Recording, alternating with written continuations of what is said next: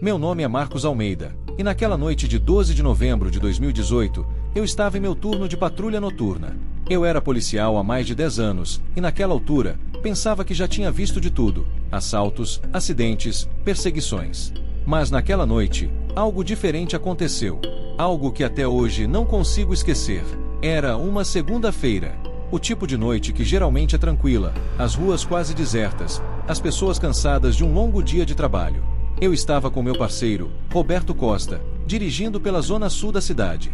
Eram por volta das 23h45 quando o rádio da viatura tocou. Atenção, unidade 45. Recebemos uma denúncia de barulhos estranhos e gritos vindos de um prédio abandonado na rua Campos Nogueira, número 112. Verifiquem. A voz da central parecia mais tensa do que o habitual. Roberto e eu trocamos um olhar. Aquele prédio era conhecido por abrigar usuários de drogas e moradores de rua. Já tínhamos sido chamados lá algumas vezes, mas nunca passou de algo comum: brigas, vândalos, nada demais. Chegamos ao local por volta da meia-noite. O prédio, uma construção de 4 andares, estava em ruínas. Janelas quebradas, paredes grafitadas e o silêncio absoluto em volta. Apenas o farol da viatura iluminava a entrada, onde uma porta de metal estava escancarada. Descemos do carro, e logo uma sensação estranha começou a crescer no ar, uma tensão que eu não conseguia explicar. Isso tá estranho demais, Marcos, disse Roberto, segurando a lanterna enquanto entrávamos no prédio. A gente já veio aqui, mas hoje, sei lá.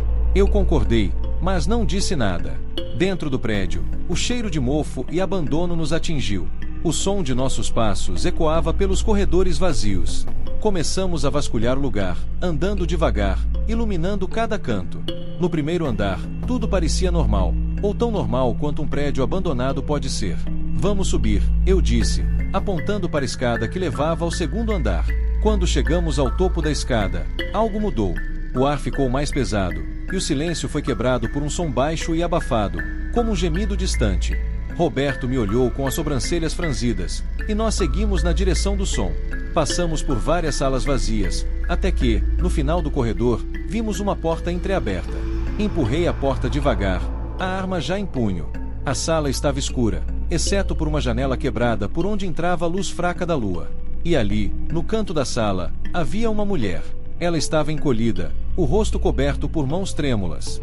Sua roupa estava suja, e havia algo nos olhos dela, algo que eu não conseguia definir.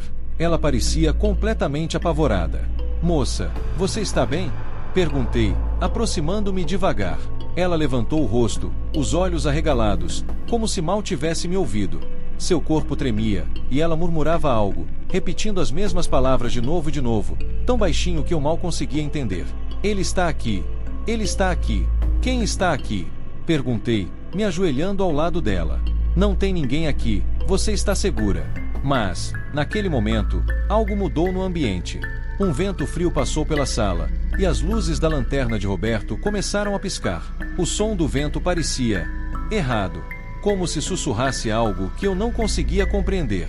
Foi então que a mulher olhou diretamente para mim e disse, em uma voz baixa e cortante: ele está nos observando. Vocês não deveriam estar aqui.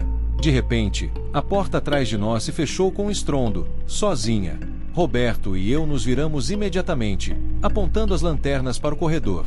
Não havia ninguém. Apenas o eco do som da porta ressoando pelas paredes. Vamos sair daqui, eu disse, minha voz mais firme do que eu sentia. Quando começamos a nos mover em direção à porta, ouvimos passos. Lentos, pesados, vindos de algum lugar no andar de cima.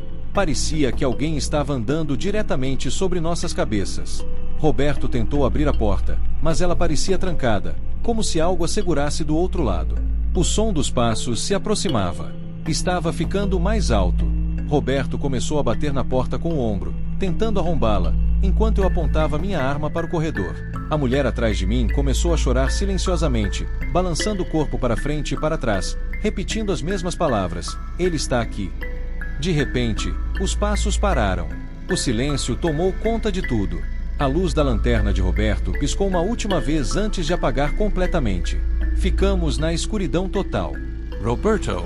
Chamei, meu coração disparado. Foi então que senti. Algo estava ali conosco. Não era apenas uma sensação, era uma presença real, algo no ar que apertava meu peito, fazendo meu corpo gelar. O tipo de medo que é primal, que você não consegue explicar, mas sabe que é real. Um som sutil ecoou do corredor, o som de respiração. Lenta, profunda. Como se algo estivesse nos observando, esperando.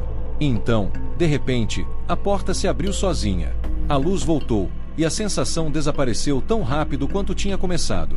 Roberto e eu saímos da sala sem dizer uma palavra, com a mulher nos seguindo, ainda em estado de choque. Descemos as escadas apressadamente e corremos de volta para a viatura. Quando chegamos à rua, paramos para respirar. Olhei para o prédio, e por um breve momento, juro que vi uma sombra se mover atrás de uma das janelas do quarto andar. Algo ou alguém nos observava de lá de cima. Naquela noite, entregamos a mulher ao hospital, e ela não disse mais uma palavra. O relatório da polícia foi vago, e nunca conseguimos explicar o que aconteceu lá dentro. Alguns dias depois, descobri que, em 1997, houve um assassinato brutal naquele mesmo prédio. Um homem foi morto enquanto dormia, e o assassino nunca foi encontrado. Até hoje, evito a rua Campos Nogueira. Algo naquela noite mudou para sempre. Não sei o que era aquela presença, mas tenho certeza de que não éramos os únicos naquele prédio. E às vezes, nas noites silenciosas, ainda ouço aqueles passos em meus pesadelos. O que quer que estivesse lá, ainda está.